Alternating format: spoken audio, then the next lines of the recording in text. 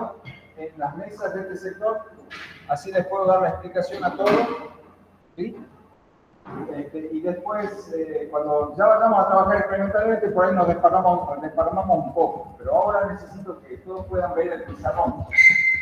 Nos ponemos en este rincón porque acá tengo a los jóvenes que están siguiendo esta clase de manera virtual. Entonces necesito explicarles a ustedes mientras también oyen la explicación él.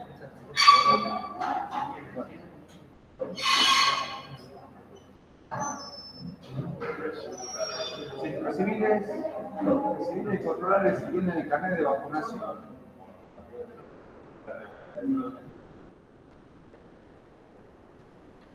Pónganse mirando para acá, ¿no? Que puedan seguir la explicación de todo. Sí, igual si no le tienen la declaración está bien, ¿no? Ya la clase pasada le dijimos que no. Si no han traído la declaración de responsabilidad, no hay problema hoy. Lo que importa es el carnet. Pero necesito que acrediten la noción de que está vacunado, ¿no? Eso sí. Bueno. Porque hoy vamos a estar un rato así amontonadito y después nos vamos a desparramar para hacer trabajo experimental. Bueno. Comenzamos, jóvenes. Pase, señorita, la primera vez. En la clase pasada habíamos visto cómo podemos poner a oscilar el sistema masa-resorte, ¿sí?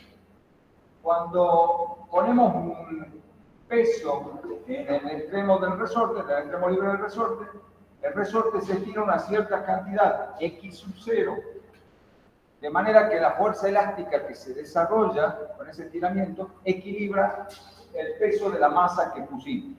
Y ahí queda en equilibrio. A continuación, lo que hacemos nosotros es estirarlo una cantidad X adicional, es decir, lo sacamos de ese equilibrio, estirándolo una cantidad X adicional. Y cuando soltamos, el sistema comienza a oscilar. Habíamos visto que eso ocurre porque al estirar esta cantidad adicional X, el resorte hace una fuerza mayor que la que hacía para equilibrar el peso, y eso tratando de llevarlo de nuevo a la posición de equilibrio. La fuerza elástica actúa como fuerza restauradora en el sistema, que es la condición necesaria para que haya oscilación. Si yo un sistema lo aparto del equilibrio e internamente aparecen fuerzas que quieren llevarlo de nuevo al equilibrio, puede haber oscilación. ¿No? Bueno, eso es lo que pasa aquí.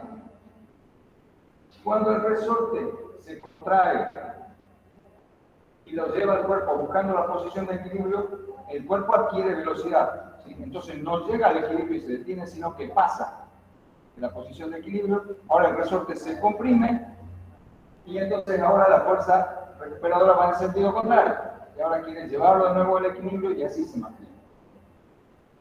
Haciendo este planteo habíamos llegado a una ecuación que llamamos la ecuación de movimiento.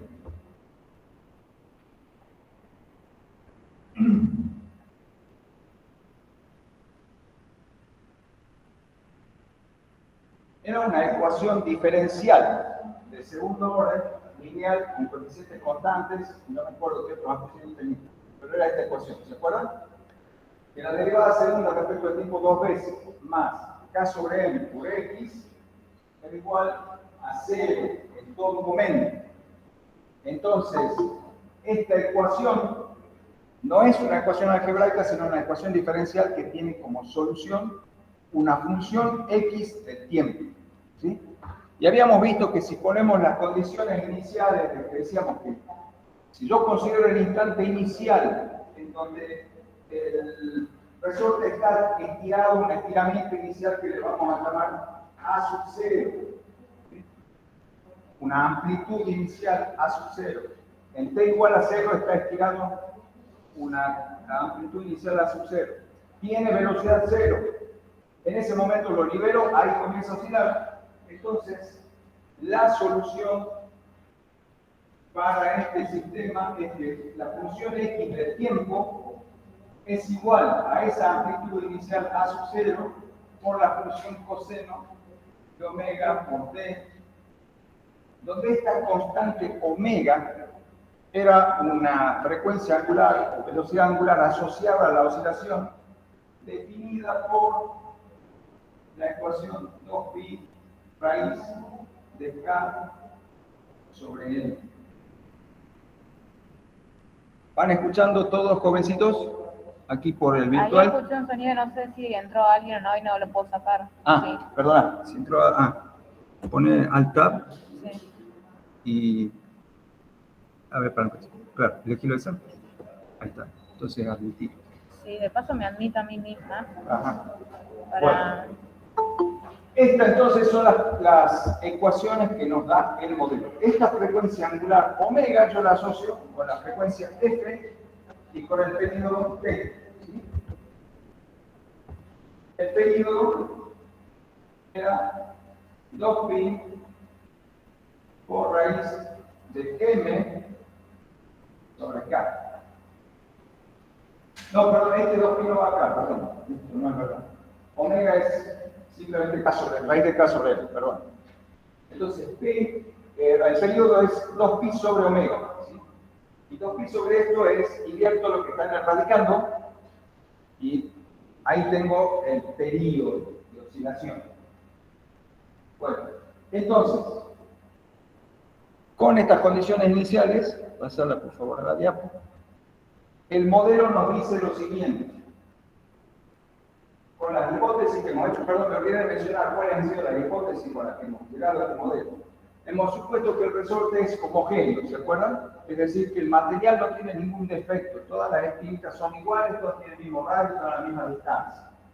La masa de ese resorte se considera despreciable frente a la masa que estamos colgando nosotros. ¿Sí? Es decir, que es muy chiquita la masa del resorte comparada con la masa que nosotros colgamos. Entonces la consideramos despreciable. Otra hipótesis es que el movimiento es unidimensional, por eso tenemos una sola coordenada. ¿Sí? Es decir, consideramos que el resorte solo hace el movimiento de vaivén en el eje Y y que no hace un movimiento de péndulo. ¿Está? Esas son las hipótesis. Y que solo actúa la fuerza peso y la fuerza elástica del resorte. O sea que cualquier otra fuerza que intervenga no está tenida en cuenta. No estamos teniendo en cuenta ningún tipo de fuerza que provea el apoyo, no estamos teniendo en cuenta ninguna fuerza que venga del medio dentro del cual se está moviendo el cuerpo que oscila. No participan esas fuerzas de este modelo. Y el resultado de ese modelo son estas ecuaciones. Y estas ecuaciones nos dicen que la oscilación esta ocurre si yo grafico la posición como función del tiempo. Esto es x en función del tiempo. Decíamos que t igual a 0, yo estaba en la posición a sub 0, es decir, la tenía la masa en la posición a sub 0 y la dejaba oscilar. Entonces, esto describe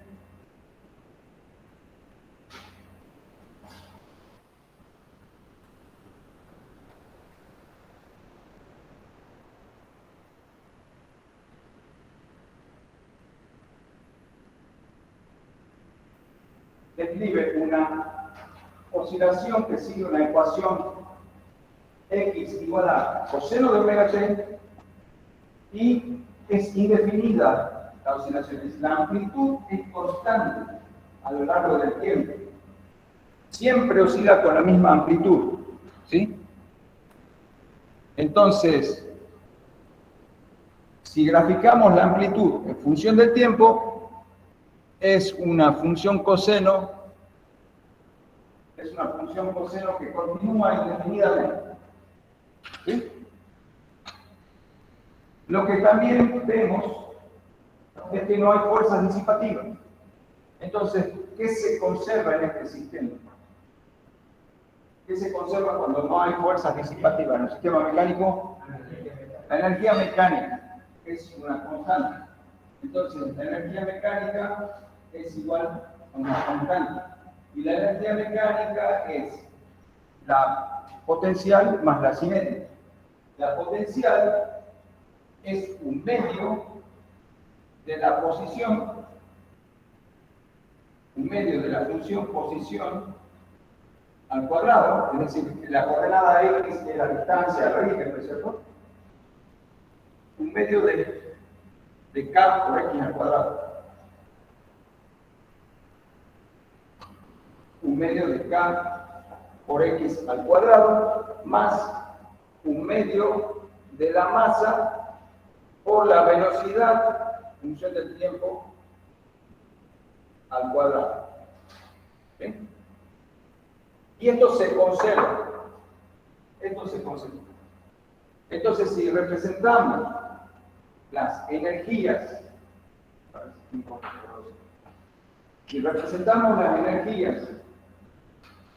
como función de la posición para un tiempo dado, ¿sí? Sacamos una foto en un instante dado para ver cómo cambia la energía en función de la posición. Esto es la energía total. La energía potencial depende de la función posición, y la función posición es una función coseno. Entonces, la energía potencial va a venir dada por una función coseno cuadrado, ¿sí? Entonces, una función coseno cuadrado es siempre positiva. Entonces, hay que elevar esta función al cuadrado, y entonces esto va a dar algo así. Va a dar una curva que una función coseno cuadrado, ¿sí? Es esto. Y la velocidad, que es la derivada primera de la posición respecto al tiempo, ¿qué función va a ser? ¿Cuál es la derivada del coseno? El seno. Entonces va a ser un seno cuadrado, ¿sí? Y un seno cuadrado va a ser así.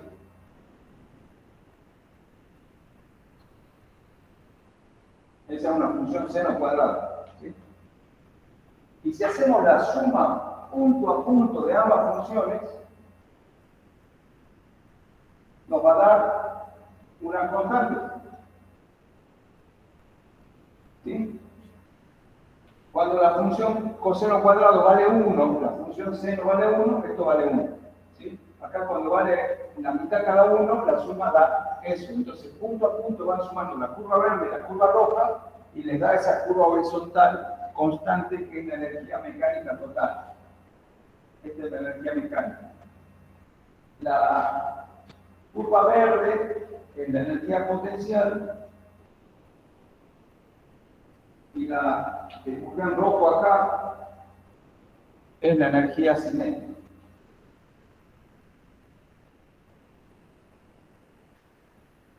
En el libro, si ustedes buscan en el Ciercemansky, le llama U a la energía potencial y K a la energía cinética.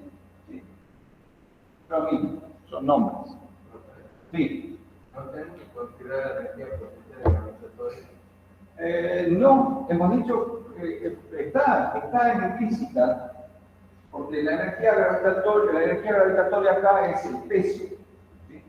Y el peso es lo que, digamos, lo que hace que el resorte haga la fuerza elástica opuesta, ¿sí? Eso es. Entonces está metido ahí. Y esto va entre menos A sub 0 y A sub 0, pasando por 0. O sea que en 0, en el origen, en el que hemos tomado el origen, que es donde el cuerpo está en equilibrio, en reposo, la energía cinética es máxima, porque nosotros hemos empezado con el cuerpo estirado. Entonces, cuando el cuerpo va pasando por el origen es cuando tiene su máxima velocidad. Entonces, la energía cinética es máxima. Y la energía potencial es 0 porque está en el punto de referencia, el punto respecto del cual medimos la energía potencial, ¿sí? Entonces, eso es. Esto es lo que entonces sale de lo que nosotros hemos propuesto como modelo. Esto es lo que nos devuelve la física que hemos hecho al hacer los supuestos que hemos dicho al comienzo. Al traducir esos supuestos a ecuaciones y al resolver las ecuaciones, esto es lo que nos dice la física. Este es el modelo del oscilador armónico libre, ¿sí? ¿Por qué armónico? Bueno, porque la función que describe la posición como función del tiempo es una función armónica. saben que las funciones seno y coseno se llaman funciones armónicas. Bueno, ahora vamos a dar un paso más, porque lo que nosotros hemos visto, y ya lo sabemos intuitivamente, todos lo saben acá, esto no es cierto, ¿no es cierto? Esto no es cierto. Esta oscilación no sigue indefinidamente. La oscilación con amplitud constante no se mantiene indefinidamente. ¿Qué pasa si lo ponemos a oscilar al sistema masa-resorte? Nos vamos un rato a dar la vuelta y volvemos. ¿Qué vamos a encontrar? ¿Ah? Va a estar quieto. ¿Qué pasó? ¿A dónde se fue la energía potencial inicial que yo le di cuando lo envié?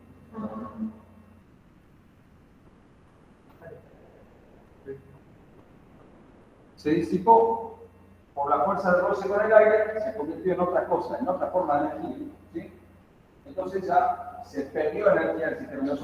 Nosotros sabemos que cada oscilación se va perdiendo un poquito de energía y al final nos quedamos con el sistema en reposo, porque la energía inicial que le dimos se pierde. Hoy entonces vamos a tener en cuenta eso. Bueno, para cerrar el caso, ¿qué hicimos experimentalmente para probar si estos sistemas masa-resorte, a pesar de que sabemos que hay una fuerza disipativa, nosotros hicimos el modelo donde no había fuerza disipativa y dijimos, ¿será bueno, será válido aplicar el modelo del oscilador armónico simple a un sistema masa-resorte real? Esa era nuestra pregunta. ¿Cómo dijimos que íbamos a contestar esa pregunta? ¿Cómo íbamos a saber si nuestro resorte se estaba portando como un oscilador armónico libre? Midiendo oscilaciones y después, como dice acá, gráfica. Si vamos a sacar datos experimentales del sistema, y vamos a ver si a través de una representación gráfica logramos probar si el modelo es adecuado o si el sistema lo puedo describir con este modelo o no. Lo que hicimos fue tomar un número pequeño de oscilaciones, es decir, tomamos 10 oscilaciones. Y quizás en 10 oscilaciones la pérdida de energía no sea tan grande como para que la amplitud se reduzca mucho. Y podemos considerar que la amplitud entonces se mantuvo constante en 10 oscilaciones, entonces para esas 10 oscilaciones como si fuera un oscilador libre, sin fuerzas disipativas. ¿Cómo probamos eso? Bueno, hicimos con distintas masas, ¿sí? Los pusimos a oscilar al sistema y medimos el tiempo total de 10 oscilaciones. ¿Sí? Eso lo hicimos para 5 masas distintas, por lo menos para 5 masas distintas. ¿Sí? ¿Y qué hicimos? Bueno, tomamos datos en periodo en función de la masa, a ver si esta ecuación se cumple, porque dijimos, bueno, si nuestro modelo se cumple, esta ecuación, periodo igual a 2pi raíz de m sobre k, se tiene que cumplir. Entonces, elegimos esta ecuación para poner a prueba si el modelo se cumplía o no. ¿Está?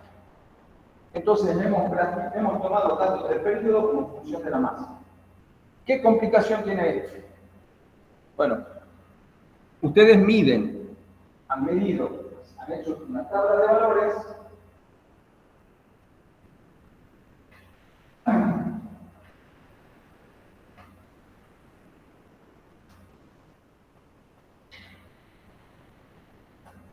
Ustedes han medido para distintos valores de la masa, en gramos, una masa M1, M2, etc., Mn, con su respectivo valor de incertidumbre, ¿no es cierto?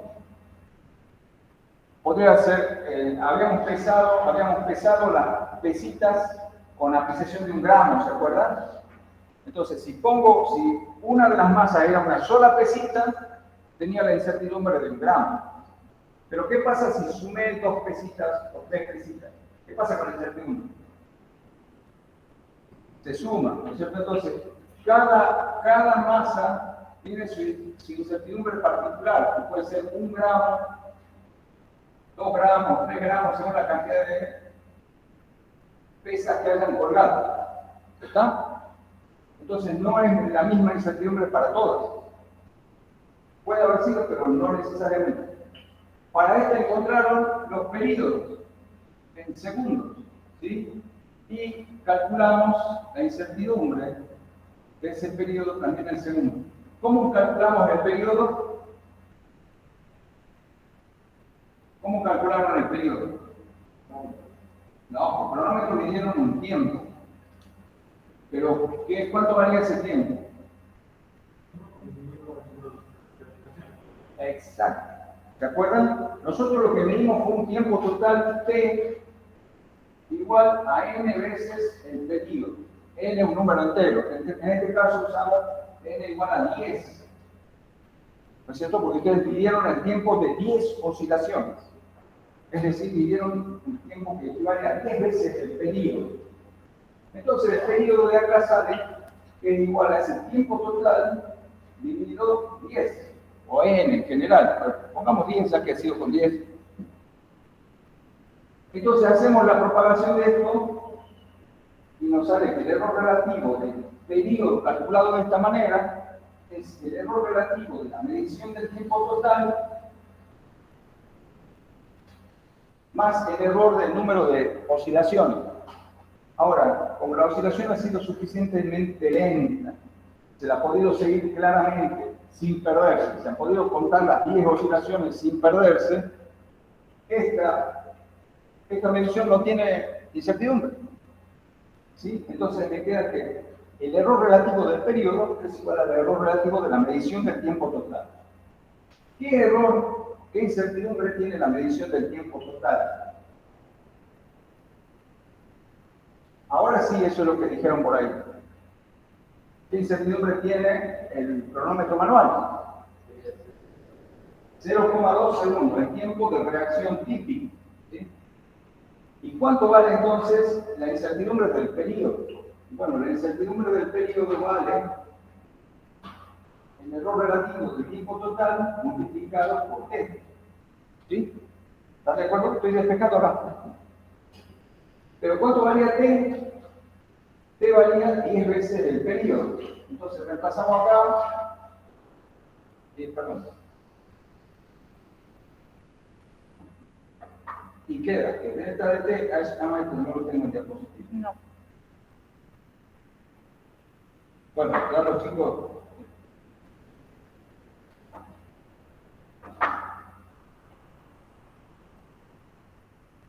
Me queda así, ¿cierto? Delta de t sobre 10t por t.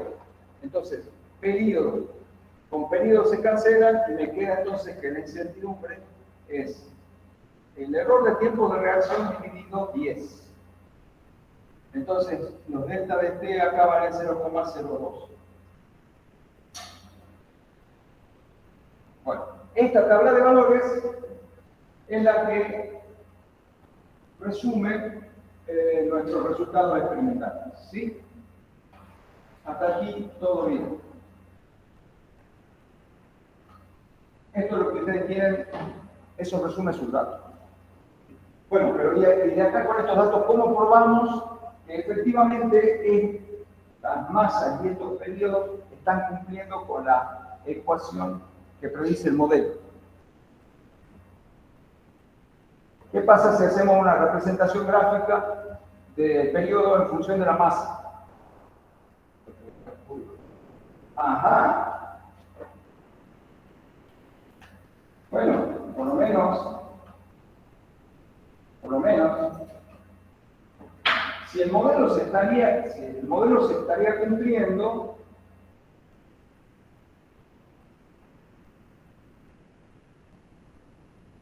y yo grafico el periodo en función de la masa, esto no hay que hacerlo, los puntos tendrían que darme una pinta más o menos así. Porque ¿qué función me están sugiriendo estos puntos? ¿Qué función me tienen que sugerir? La función igual a la rama positiva de la raíz cuadrada de x. ¿Sí? ¿Por qué? ¿Cuál era la predicción del modelo? El periodo era la constante 2pi por raíz de m sobre k. Es decir, que el modelo predice que el periodo varía con la raíz cuadrada de la masa. Pero es muy difícil decir si estos puntos están sobre una curva raíz cuadrada. Es muy difícil decirlo porque hay otras curvas polinómicas, curvas exponenciales, curvas logarítmicas, curvas trascendentes de distinto tipo, que pueden pasar por estos puntos y no son la función raíz. Entonces, ¿cómo sé yo si estos puntos están sobre una curva que es una función raíz cuadrada de X? No lo sé. ¿Qué se hace cuando yo no tengo posibilidad de decir si esto es la curva que yo estoy buscando o no? Apelo a que yo sé cuándo los puntos están sobre una recta. Cuando los puntos están sobre una recta, la recta que yo puedo trazar es única. Por lo menos la mejor recta es única. ¿Sí? Entonces yo tendría que llevar esta ecuación a una forma lineal. Y para eso hacemos lo que se llama un cambio de variable.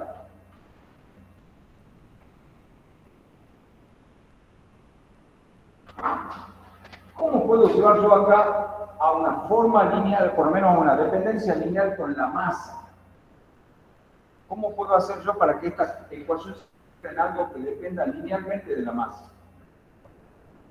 Elevando al cuadrado me saco del medio de la raíz cuadrada. ¿Sí?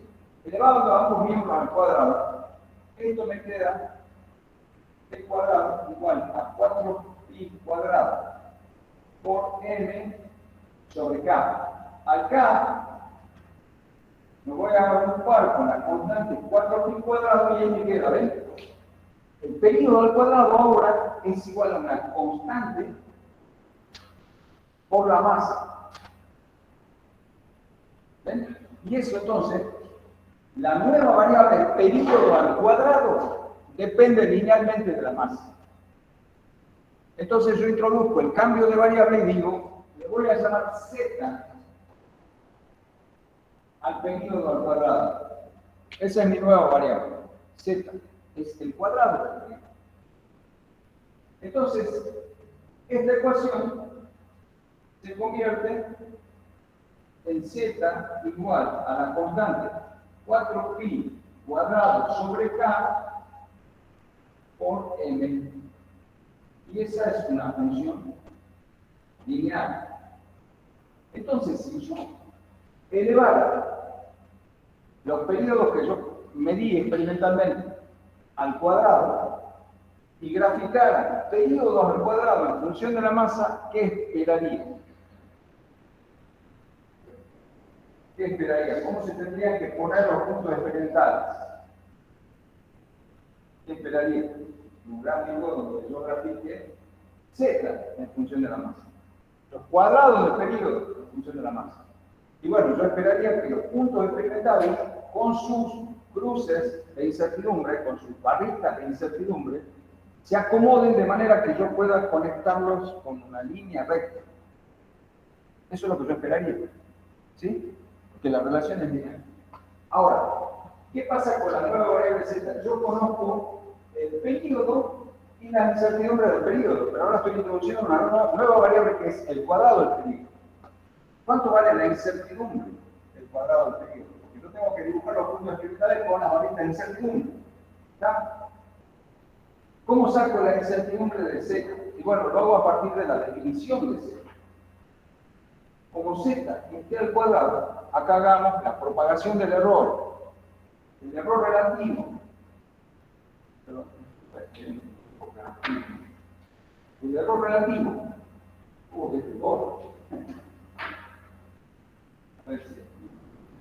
Delta de z sobre z, ¿cuánto vale? ¿Cuánto vale?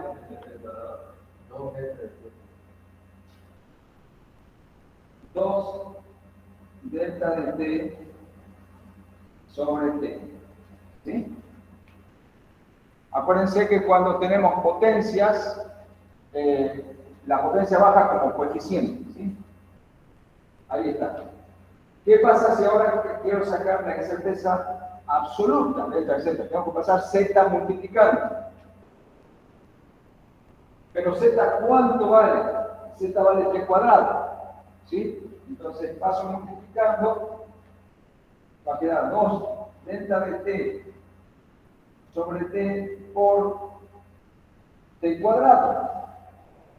Entonces cancela t cuadrado acá arriba con t en el denominador y nos queda que delta de z lo voy a escribir acá.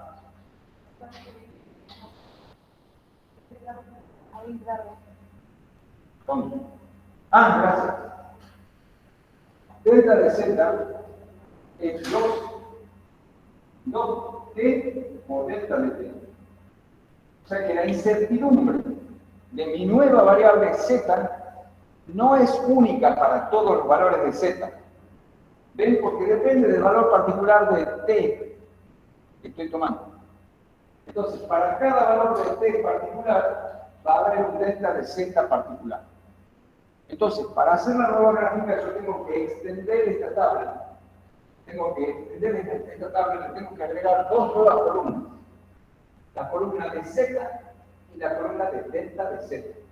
Se la llamemos ahí, pero no tuve la precaución de dejar el espacio. Acá tengo que llamar. Vamos a poner con rojo.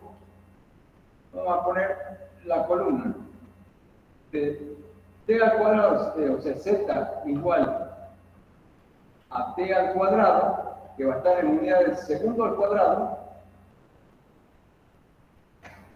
¿sí? Y de delta de z, que va a estar también en segundos al cuadrado. Entonces tenemos que agregar esas dos. Entonces, para cada valor del periodo que ustedes han medido, tienen que elevarlo al cuadrado y tienen que calcular cuánto vale delta de z. Cuando eleven su periodo al cuadrado, al principio les puede quedar con muchas cifras significativas y decir, bueno, ¿a dónde puedo tomar cifras significativas? Bueno, calculen el delta de z y el delta de z les va a decir hasta dónde tienen que tomar las cifras significativas de t cuadrado. ¿Está? O sea, no hagan un redondeo a priori acá. Déjenlo provisoriamente con muchas cifras significativas y cuando calculen el delta de z, ahí les va a decir hasta dónde son significativas las cifras. ¿Entienden eso? La cota les dice hasta aquí. Todo lo que está por debajo del orden de magnitud de la cota es no significativo, se desprecia. ¿Está? Supónganse que el primer valor les sale, que el primer periodo les sale 0,78 segundos. Supónganse. Y me lleva, por favor, 0,78 al cuadrado.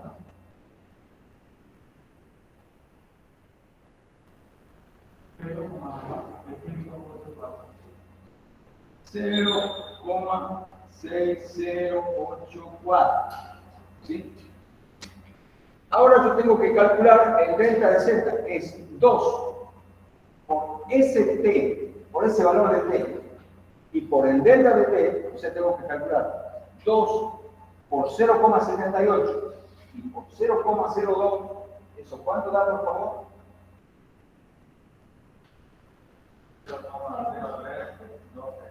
0,0312. O sea que me quedo con 0,03. Entonces, si me quedo con 0,03, quiere decir que acá me tengo que quedar con 0,60. Pero como el que sigue es un 8, ¿con qué número me quedo acá? Con 0,61. Está en segundos al cuadrado. Y ahí está su código. ¿Entienden? Así hacen todos sus valores de t y así sacan sus nuevos valores de z. Entonces, ahora grafican y ahora graficamos z en función de la masa. Lo que uno espera es que los puntos experimentales dentro de la incerteza se alinee y permita que yo lo conecte con una red. Eso es lo que yo espero. Bien. Que si yo ahora trazo una recta, bien, perdón, si ahora hago el gráfico, vamos a usar el marcador de la profe Vivi que tiene la posta. Yo le tengo marcador de nuevo a la profe Vivi. Entonces ahora el gráfico z igual a t al cuadrado. No hace falta que lo pongamos, estoy poniendo explícitamente para que nos quede la idea. Cuando ustedes hagan el gráfico con poner z, si ya lo han definido antes, no hace falta que acá pongan que es t al cuadrado. ¿Sí? En función de la masa, yo espero que los puntos, el delta de z va a ir creciendo. El delta de z va a ir creciendo, o sea que el palito vertical va a ir aumentando. ¿Sí? Un poquito más grande para cada punto. Estoy exagerando acá un poco para que se vea en el dibujo en el pizarrón esa tendencia. El palito horizontal puede ser, como decíamos, puede ser 1 gramo, 2 gramos o 3 gramos según si han puesto una pesita, 2 pesitas o 3 pesitas. ¿Sí? Entonces sus puntos experimentales tienen que tener esta pinta. Tienen que sugerir una recta que yo pueda trazar y conectar todos estos puntos con una recta. Si eso pasa, si yo puedo trazarla la recta, vean, después, yo puedo trazar la recta y conecte todos los puntos dentro del intervalo del error. ¿Qué estoy probando? Estoy probando que t al cuadrado es 4pi al cuadrado sobre k por la masa. Eso estoy probando. Pero de estar probando esto, estoy probando que el período es 2pi por la raíz de m sobre k, que es lo que predecía el modelo. O sea, si haciendo el cambio de variable yo obtengo una representación gráfica que es una línea recta, estoy comprobando que el modelo es aplicable al sistema físico real. ¿Entendieron? ¿Entendieron acá los jóvenes virtuales? Sí, profe. Sí, profe. Bueno, entonces esta es la tarea que ustedes van a hacer después. Van a convertir sus puntos experimentales con el cambio de variable y van a ver si los puntos de t al cuadrado en función de la masa les da una línea recta. Hay otro cambio de variable posible, este no es el único. ¿Qué pasa si yo acá hubiera dicho, yo no quiero elevar a más menos al cuadrado, porque no me gusta la función raíz cuadrada?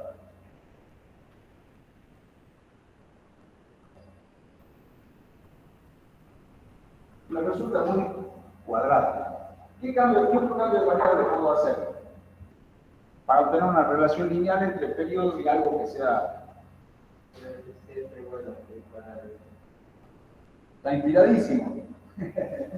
Podemos hacer así, decir, bueno, yo llamo t igual a 2pi a la raíz cuadrada de k la dejo aquí y acá pongo raíz cuadrada de m. Ajá. Apliqué distributiva de la radicación, raíz del numerador, raíz del denominador, la raíz de la constante elástica es otra constante, entonces es una constante por una nueva variable que es la raíz cuadrada de la masa. Otra manera de hacer una linealización, ¿están de acuerdo? Entonces se podría hacer como alternativa graficar el periodo como función de la raíz cuadrada de la masa. Y eso también debería llevarnos a que los puntos se acomoden en el plano de manera que se pueda conectarlos con una línea recta. Y esa sería otra manera de demostrar que el modelo se cumple.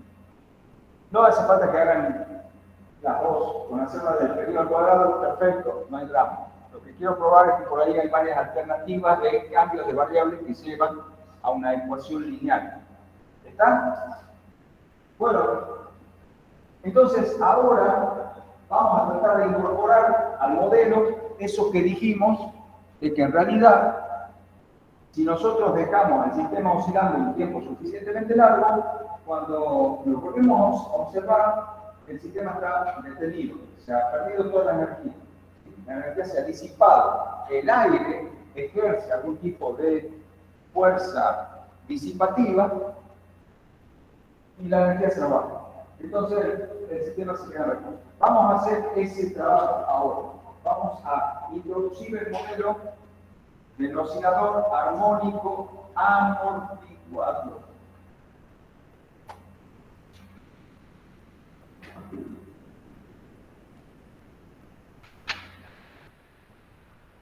Lo que vamos a hacer para poner de manifiesto en el modelo que existe un medio con el cual hay una especie de fricción, una fricción húmeda, también llamada fricción viscosa, que no es lo mismo que la fricción o rozamiento que ustedes han visto hasta ahora, que es esta fricción de un cuerpo sólido contra otro cuerpo sólido, ¿sí? Como cuando hacían los problemas del plano inclinado, que lo definían mediante un coeficiente mu de roce. ¿Hicieron problemas de ese tipo? Sí, ¿no es cierto? Donde la fuerza de roce era igual a la constante mu de rozamiento, característico de los cuerpos en contacto, por la fuerza normal al plano. Esa es la fuerza de roce o la fuerza disipativa típica que ustedes han estudiado. Cuando un cuerpo se mueve a través de un fluido, la fuerza disipativa es distinta, es lo que se llama una fuerza viscosa. Una de las formas más simples de fuerza viscosa es que esa fuerza, vamos a llamar F sub P, es proporcional a la velocidad con que el cuerpo se mueve a través de ese medio.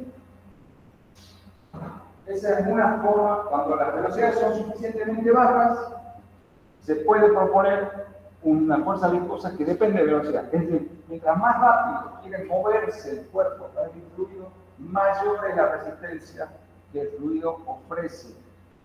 Eso lo conocen, los que andan en bici saben eso. ¿Sí? ¿Andan en bici? Sí, ¿no es cierto? Y alguna vez le han dado... ¿Qué pasa cuando ustedes van en bicicleta y en vez de que ustedes se están moviendo contra el aire empieza a moverse cuando ustedes, o sea, viene viento en contra? ¿Qué pasa?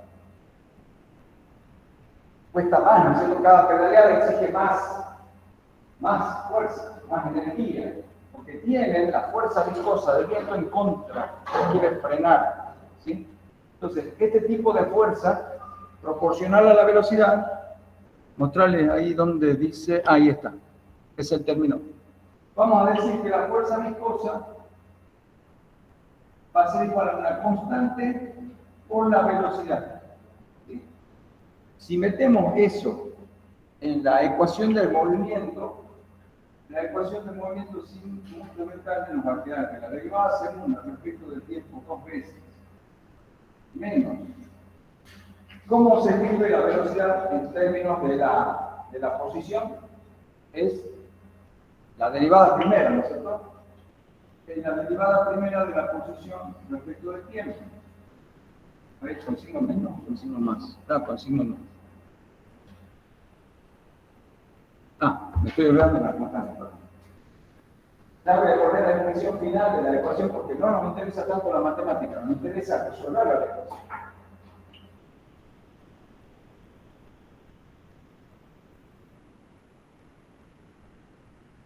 Y el término independiente es más K sobre M por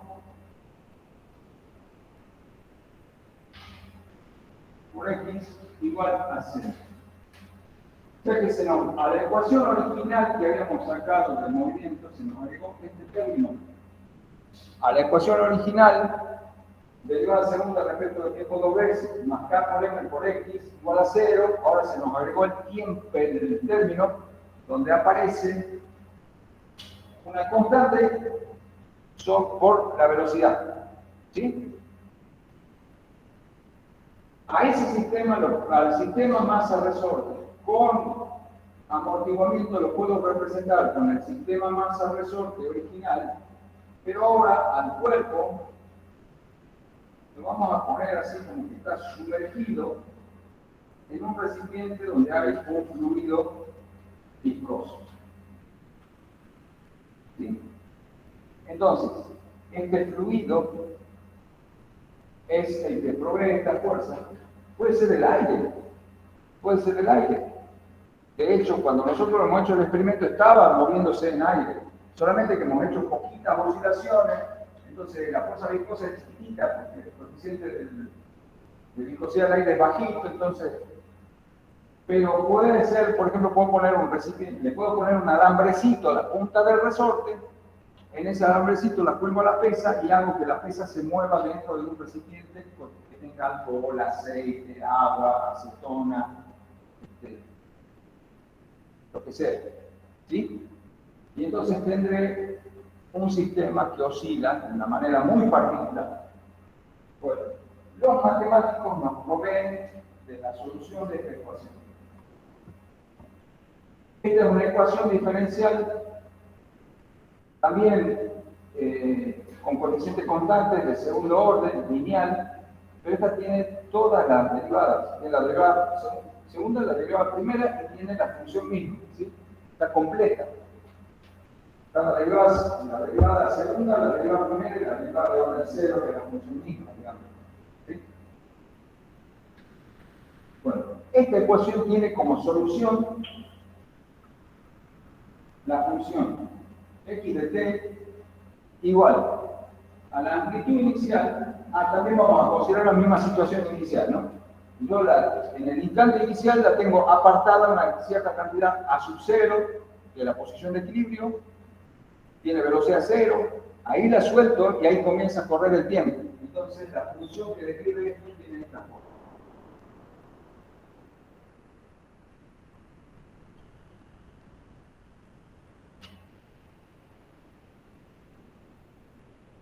Ahí está.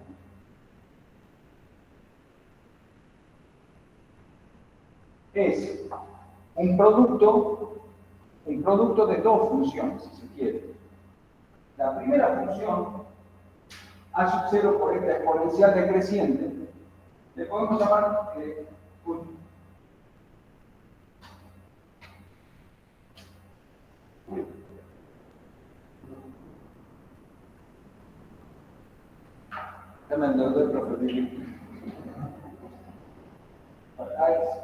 ahí está en la función de amplitud.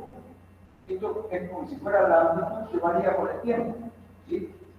Una constante por la función exponencial decreciente del tiempo es una función del tiempo, ¿sí? Y esto es la parte oscilatoria. Esta es la parte oscilatoria coseno de omega. Entonces tengo producto de dos funciones.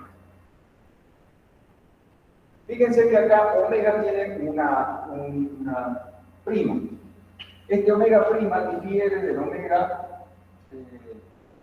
del oscilador libre porque vale K sobre N menos el cuadrado sobre, ¿cuánto es? Sobre 4m cuadrado.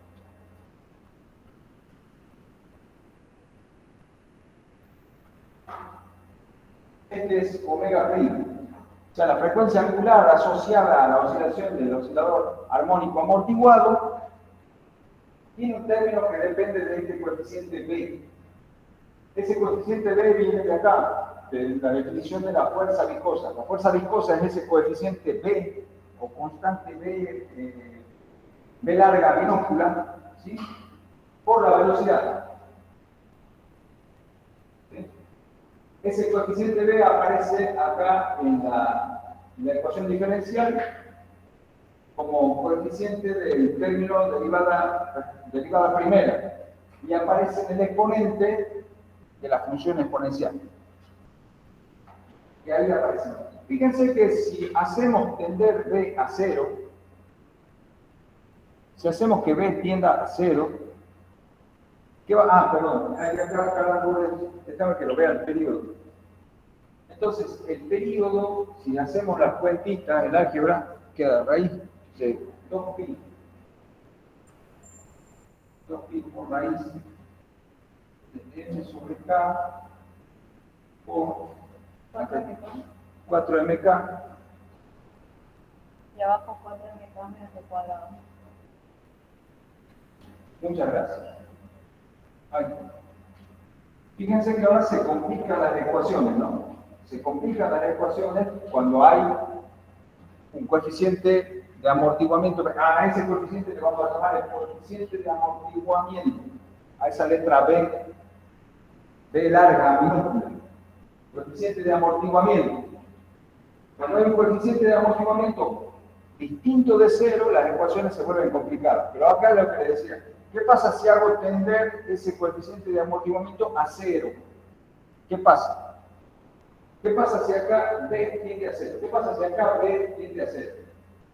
¿Qué pasa si acá B tiende a cero? En la función exponencial decreciente, ¿qué pasa si el exponente tiende a cero? Exactamente. Me queda E a la menos cero, que es lo mismo que E a la cero. ¿Y qué pasa con cualquier número elevado a la cero? Es 1, ¿no es cierto? Entonces, si B tiende a 0, esta función tiende a 1. Y si la función tiende a 1, me queda la ecuación del oscilador armónico libre. Si B tiende a 0, ¿qué pasa con este término? B cuadrado sobre 4m cuadrado. También tiende a 0. Entonces me queda el omega, que era K sobre M, raíz de K sobre M, que es el omega del oscilador libre. ¿Y qué pasa con el período? Si B tiende a 0, acá en el denominador, me queda 4mk sobre 4mk, que es 1, y me va a quedar la raíz cuadrada de m, 2pi raíz cuadrada de m sobre k, que es el periodo del oscilador armónico libre. Es decir, que haciendo tender B a 0, es como ir yendo hacia el modelo del oscilador armónico libre. ¿Está? Quiere decir que para sustancias que tengan un coeficiente de amortiguamiento muy chiquitito, es bueno, es posible, es aplicable el modelo del oscilador armónico libre, que es lo que nos pasó a nosotros cuando lo hicimos en aire. Ustedes han hecho oscilar sus sistemas masa-resorte en aire. Han hecho 10 oscilaciones y el coeficiente de amortiguamiento del aire es muy chiquito, y para 10 oscilaciones la disminución de la amplitud ha sido despreciable, entonces se ha comportado como un oscilador armónico libre. Este es el modelo, estimados jóvenes. Si yo represento gráficamente esta función,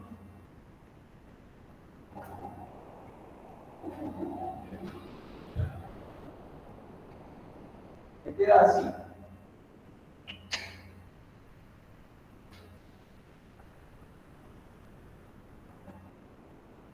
Si grafico x como función del tiempo, en t igual a 0 lo tengo al resorte estirado en la amplitud inicial a su 0. ¿Sí? En t igual a 0 tengo el resorte, la masa está en la posición a su 0. Bueno, de ahí va a empezar a oscilar, pero va a oscilar restringido por la función exponencial, es decir, la amplitud ahora va a estar restringida por este factor. Entonces yo puedo dibujar lo que se llama una envolvente, trazo así en suave, función exponencial decreciente, ¿sí?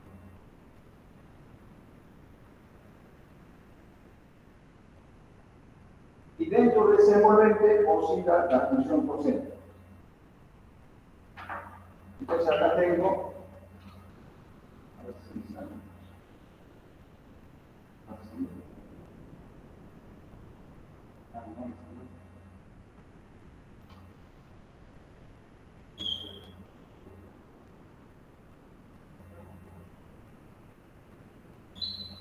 Ahí está.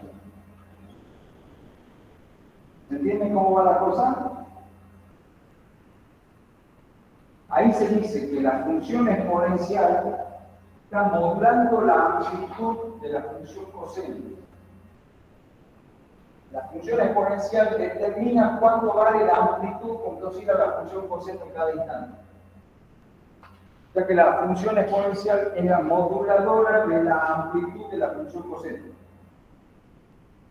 Entonces, esto es lo que me devuelve el modelo. El modelo ahora me dice, con más realismo, que a medida que transcurre el tiempo, la amplitud va disminuyendo. Y para un tiempo suficientemente largo, la amplitud va a ser tan chiquitita que ya no va a ser perceptible. cuando la amplitud ya llegue a ser del orden de magnitud de la incertidumbre, aunque yo mido las amplitudes, ya físicamente esa amplitud es cero. ¿Están de acuerdo? Dijimos que toda magnitud es distinta de cero cuando es mayor que la incertidumbre con que se la mide. Si algo medido es menor que la incertidumbre, ese algo vale cero físicamente. Entonces acá va a llegar algún instante de tiempo donde la amplitud sea tan chiquita que ya sea indistinguible de la incertidumbre. Entonces ahí se acabó la oscilación. Entonces, este es un modelo que responde satisfactoriamente a lo que nosotros hemos visto cualitativamente. Nosotros hemos visto que la amplitud va disminuyendo, y en algún momento se paró la oscilación. Ahora, en nuestro sistema real, en ese que tienen ahí en el banco, ¿se estará cumpliendo esta ecuación? Eso es lo que queremos probar. Y ahora presten mucha atención porque el método con el que vamos a poner a prueba este modelo tiene alguna complicación operativa, pero si prestan atención no se van a perder. Veamos, yo quiero probar que un sistema físico real se comporta como esto. Pero probar algo con esta ecuación es un lío. Entonces, veamos la manera de simplificar esta ecuación y ver si después de hacer un cambio de variable puedo llegar a alguna relación lineal que yo pueda graficar y ver si se cumple. Lo primero que veo, y es muy interesante, es que aquí hay puntos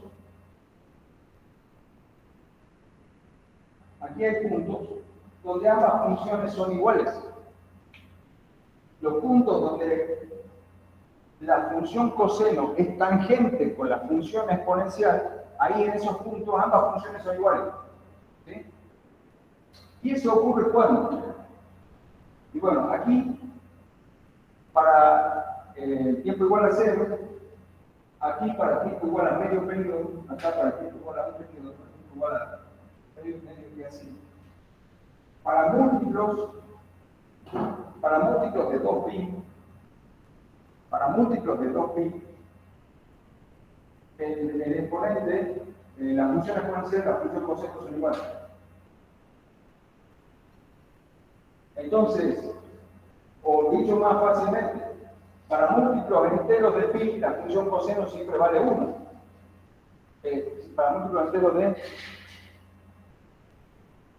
de 2pi. ¿Sí? Para múltiplos enteros de 2pi, la función coseno siempre vale 1. ¿Y cuándo tengo un múltiplo entero de 2pi? Y bueno, cuando tengo un múltiplo entero del periodo.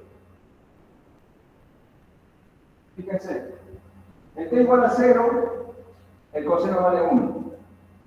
El t igual a un periodo, el coseno vale 1.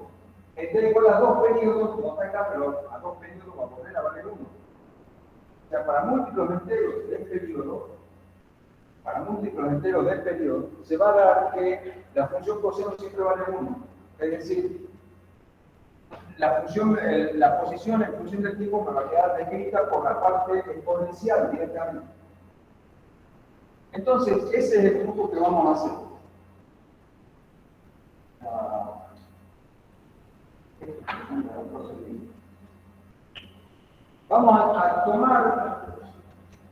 Vamos a mirar el sistema oscilando, lo vamos a soltar hasta que se ponga a oscilar, pero en vez de mirarlo a lo largo de todo el tiempo, solamente vamos a mirar qué pasa cuando pasó un periodo, cuando pasaron 2 periodos, cuando pasaron 3 periodos. Ahí vamos a ir viendo qué pasa con la amplitud. No vamos a ir mirando segundo a segundo, no, vamos a mirar cuánto vale la amplitud inicial, tanto. ¿Cuánto vale cuando pasó un periodo? ¿Cuánto vale cuando pasaron 2 periodos? ¿Cuánto vale cuando pasaron 3 periodos? O sea, vamos a mirar la amplitud para múltiplos enteros del periodo. Entonces, tomando, voy a borrar aquí arriba, tomando tiempos t múltiplos del periodo, tomando tiempos t múltiplos del periodo donde n es igual a 0, 1, 2, ¿sí? ocurre que la función x de n perdón, y este prima, ¿no? Este prima, el periodo del sistema amortiguado le tenemos que poner la prima, porque difiere del libre, o por lo menos en teoría difiere. ¿Sí? X de nt' es igual a sub 0 por e a la menos b sobre 2m por nt', donde dice tiempo pongo nt', y por el coseno de omega prima por nt'. Ahora fíjense, omega prima es 2pi sobre t'. ¿No? El coseno y el periodo de la frecuencia angular están relacionados por esa ecuación. Entonces, si yo pongo ahí omega prima igual a 2pi sobre t', t' con t' se va y va a quedar 2npi. Y 2npi son múltiplos enteros de pi. ¿Sí? Entonces, esto se convierte en 1. Esto se convierte en 1. Entonces, esto siempre vale 1. Y como eso siempre vale 1, la ecuación que vamos a poner a prueba para ver si se cumple nuestro modelo es esta. X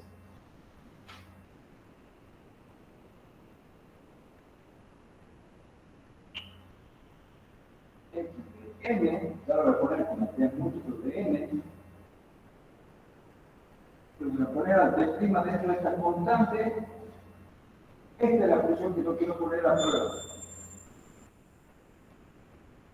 Que la amplitud para un tiempo que es, o para un número n de oscilaciones, directamente, ya para mí la variable independiente es el número de oscilaciones. ¿Sí? Porque como t' es una constante, ese t' se mete con el exponente, ahí está. Entonces es una función de n, el número de oscilaciones que yo voy contando. Entonces la amplitud va a venir dada por la constante que yo le puse inicialmente cuando estiré yo el resorte y por este factor exponencial. ¿Están de acuerdo con que eso es verdad? Hasta ahora es matemática. El coseno se ha convertido en 1 porque estoy tomando un múltiplo entero de 2pi. Entonces el coseno se hace 1. Entonces, esta es la ecuación que yo voy a poner a prueba. Esta va a ser la ecuación que nos va a servir para ver si nuestros datos experimentales nos permiten comprobar si el sistema masa-resorte se puede describir como un oscilador armónico amortiguado. ¿Y cómo vamos a probar eso? Bueno, vamos a hacer mediciones, pero ahora las mediciones que vamos a hacer, no vamos a hacer mediciones. Pásame la otra diapositiva. Ah, eso ya. ¿Eso ya está? Eso tampoco. Ahí. ¿Sí? Ahí déjame. Vamos a operar acá, porque tenemos una función exponencial y las funciones exponenciales no me gustan. No me gustan ni las funciones rectangulares ni las funciones exponenciales. Entonces, ¿qué hacer? Podemos sacar el logaritmo natural y de esa manera nos desharíamos. Pero si yo tomo el logaritmo natural acá, primero tengo un producto. Entonces me quedaría el logaritmo de x, función de n, igual a logaritmo de a sub 0 más o menos el logaritmo del otro. Lo que voy a hacer es pasar primero a sub 0 dividiendo. Y me va a quedar x de n dividido a sub 0 igual a e a la menos 3 por t' sobre 2m por e. Este cociente es la amplitud que tiene la oscilación al cabo de n periodos, ¿sí? X de n, es cuánto mide la amplitud de la oscilación al cabo de n periodos. ¿Y qué es a sub 0? Es la amplitud inicial que yo le di. Ya que esto es lo que llamaríamos la amplitud relativa. Entonces, si yo divido la amplitud al cabo de n oscilaciones, y lo divido en cuánto era la amplitud inicial, ese cociente me está diciendo qué fracción de la amplitud inicial me está quedando luego de n oscilaciones. ¿Se entiende? Sí. Supónganse que esta es la guita que tienen ahora en el bolsillo, dividido la guita que tenían al principio del mes. ¿Qué es? La fracción de guita que les quedó de lo que me dieron, ¿o no? Si lo multiplican por 100, ¿es cuánto por ciento les quedó de la guita que recibieron? Principio del mes. ¿Sí? Esta es la amplitud inicial del lado dividido la amplitud inicial, es qué fracción de la amplitud quedó luego de n oscilaciones. Podríamos llamarle esto la amplitud relativa. ¿Sí?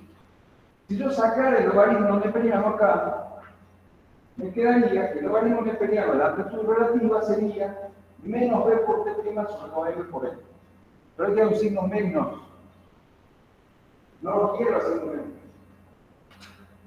Entonces, ¿qué puedo hacer? Bueno, ¿qué pasa si invierto el cociente? Si invierto el cociente, se invierte el signo del logaritmo.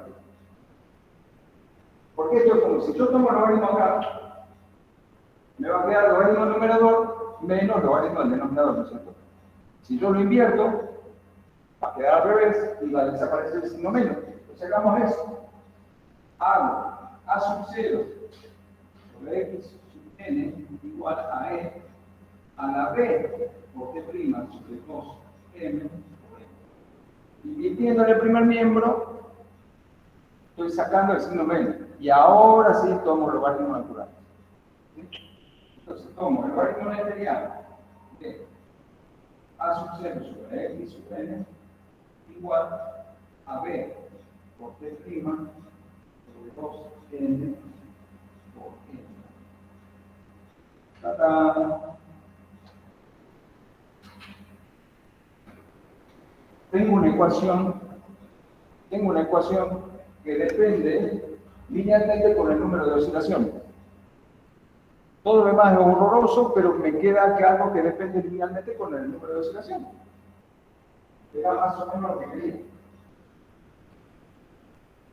¿Qué me quedó aquí? Me quedó el logaritmo natural del inverso de la amplitud relativa. Un poema, ¿no es cierto? El logaritmo natural del inverso de la amplitud relativa. No me vienen así. ¿Sí? El logaritmo natural del inverso de la amplitud relativa es igual a esta constante que incluye la constante de amortiguamiento, el período amortiguado y la masa, por el número de oscilaciones. O sea, simplemente contar oscilaciones. Contar oscilaciones me va a ayudar a probar si este modelo funciona o no. ¿Cómo vamos a proceder experimentalmente?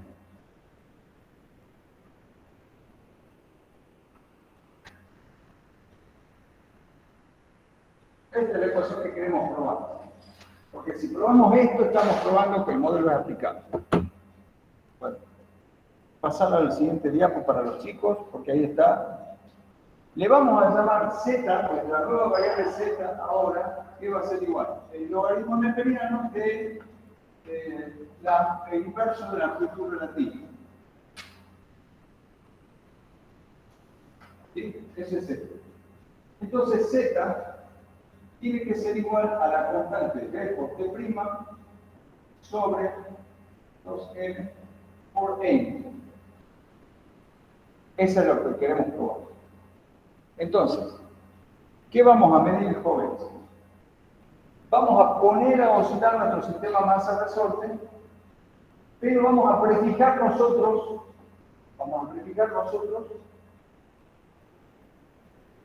una amplitud de x sub n. Ese, por ejemplo, yo lo pongo a oscilar al resorte con esta amplitud a sub 0. ¿Sí? Supónganse que hago una marquita en la escala a una cierta cantidad que yo elijo. Le pongo x1. No le pongamos 1 porque es X sub n. Entonces le pongamos, por ejemplo,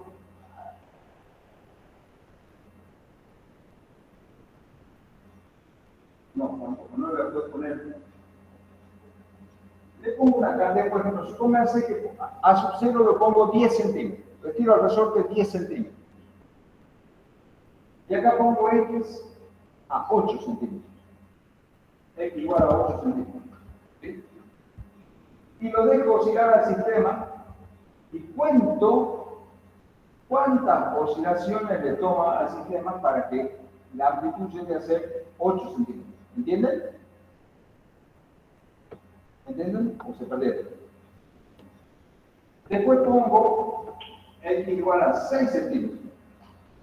Después X igual a 3 centímetros. Después X igual a 1 centímetro. Ponele. Entonces yo elijo los distintos X sub n. ¿Sí? Y lo que hago es contar cuántas oscilaciones le toma al sistema llegar para que la amplitud sea 8 centímetros, después cuántas oscilaciones más para que llegue a 6 centímetros, después cuántas para que llegue a 3, cuántas para que llegue a 1. Entonces ahí estoy teniendo los números n y tengo los respectivos X sub n. ¿Sí? ¿Entienden? Entonces, lo que van a hacer ustedes en la tabla de valores, en donde van a poner, ustedes van a elegir los X. ¿Sí? Cuando X, cuando es inicial, el primer valor es la sub 0, ¿cierto? Después pueden poner, qué sé yo, ustedes van a poner qué valores. Ustedes van a ir poniendo acá los valores de X. Entonces, para esos valores de X, ustedes van a contar cuántas oscilaciones le ha llevado al sistema. ¿Sí? Cuántas oscilaciones le ha llevado al sistema llegar hasta ese valor de X que ustedes han elegido. Entonces, el primer n vale 0. ¿Sí? Supónganse que, como dijimos, acá pusieron 10 centímetros, acá ponen 8 centímetros. Y que eso llega al cabo de las 12 oscilaciones. Entonces van a tener la amplitud X, 8 centímetros, al cabo de 12 oscilaciones. Por decir, estoy tirando números así nomás. ¿Sí? Después para X igual a 6 centímetros, pónganse que llegó al cabo de 21 oscilaciones. ¿Sí? Y así entonces van poniendo valores. Ustedes prefijan la amplitud y cuentan cuántas oscilaciones le toma al sistema llegar a tener esa amplitud. ¿Sí? ¿Entienden, jóvenes? Bueno, después ¿qué hacemos? Y bueno, después calculamos el z igual al logaritmo, es decir, primero calculamos el inverso de la amplitud relativa, o sea, calculamos el x dividido a sub 0. Calculamos el x dividido a sub 0. ¿Sí? Si a sub 0 es igual a 10, ponele acá, si a sub 0 es igual a 10, x sobre a sub 0 va a ser 10 sobre a sub 0 va a ser igual a 1. ¿Sí? Acá 8 sobre 10 va a ser igual a 0,8. ¿Sí? Acá va a dar 1, acá va a dar 0,8, acá va a dar 0,6, etc. ¿Sí? Acá toman el logaritmo neperiano de x sobre a sub 0. O sea, este es el valor de z. Esto es z.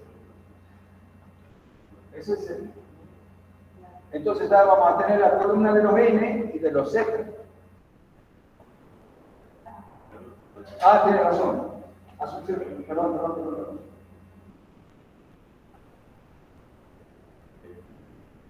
Pero estoy haciendo bien, yo creo que... Sí, acá yo dice, aquí dice x sobre sub 0.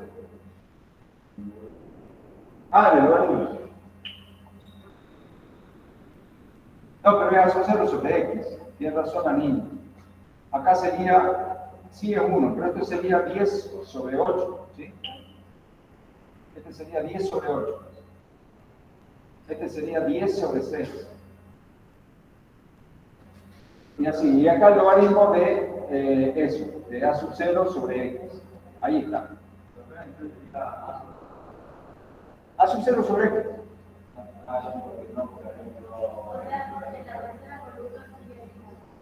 A sub 0 sobre X. No. Tiene razón, perdón. Ya me falta el CPU. A sub 0 sobre X. Esto es lo que necesitamos, ¿sí? Nosotros necesitamos la variable Z, entonces hay que ir armando lo que necesitamos para tener la variable Z. ¿Sí? Eso hay que entender. Si yo meto la pata, hagan lo que están haciendo ahora, si ya están bien. Ahí está. Ahora lo que nos faltaría es saber cuánto vale el delta de Z. Necesitamos cuánto vale el delta de Z. ¿Sí? ¿Y cuánto vale el delta de Z cuando yo tengo una función logaritmo? Eso en la vida hemos visto. No hemos visto nunca cómo se hace una comparación de un logaritmo. Bueno, acepten sin demostración que si yo tengo Z igual al logaritmo neperiano de A sub 0 sobre X, el error absoluto de ese Z es igual a algo que parece el error relativo, va a ser el delta de A sub 0 sobre A sub 0 más el delta de X sobre X. Eso es. Así se encuentra el delta de Z. Bueno, ya tienen todo lo que hace falta. Entonces, ¿qué hay que hacer ahora? Hay que hacer una representación gráfica de Z como función de N. Es decir, vamos a tomar esta columna, con estos valores, con sus respectivos valores de incertidumbre, y los vamos a graficar en función de esta columna. Logaritmo neperiano inverso en la amplitud relativa en función del número de oscilaciones. Y eso debiera dar, si todo sale bien, una recta. A ver, pase, profesor Paréntesis. La siguiente. Estoy yendo para atrás o para adelante. Está yendo para, me parece que está yendo para atrás, profesor Paréntesis. Como si tú no estás viajando en el tiempo. Sí. Ahí está la tabla que tienen que hacer los jóvenes que están viendo, o sea, le estoy contando a los jóvenes que están viendo de manera a distancia lo que están haciendo acá. Bueno, ¿han entendido hasta acá o no? ¿Alguien me quiere explicar?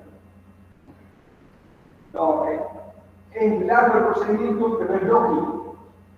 Se nos complicó el modelo, ya no es una función simple, ahora es un producto que no funciona. Y hemos tratado de buscar la manera más simple de manejar los temas, que hacer que todas las funciones siempre valen a uno, entonces hemos trabajado con la otra, y la que nos quedó es una función exponencial. Bueno, pero no era tanto lío sacar el logaritmo y ya está, ¿sí? Entonces, ahora tienen que trabajar.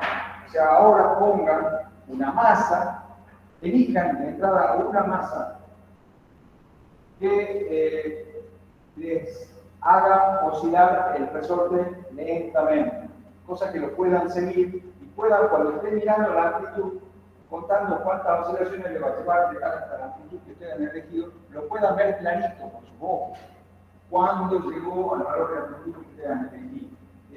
Si ponen una masa muy chiquita y el resorte tiene una constante de grande, va a oscilar muy rápido, y les va a ser difícil observar cuando el sistema alcanzó el valor de amplitud que ustedes han manifestado.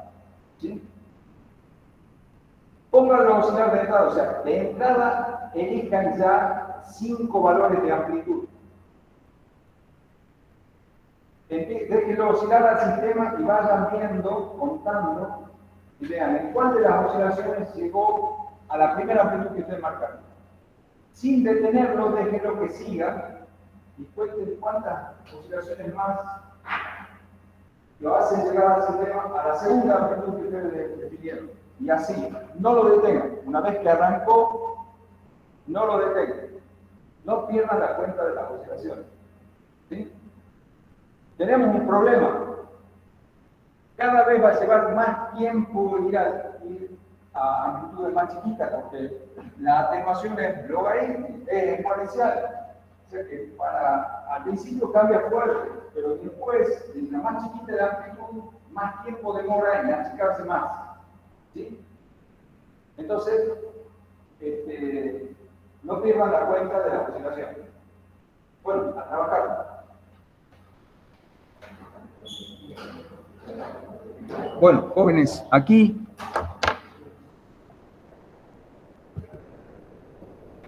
Ha estado arduo, ¿no? No ha estado tan fácil como otras veces. Pero, a ver, ¿hay alguna pregunta? Profe, después nos podría pasar la...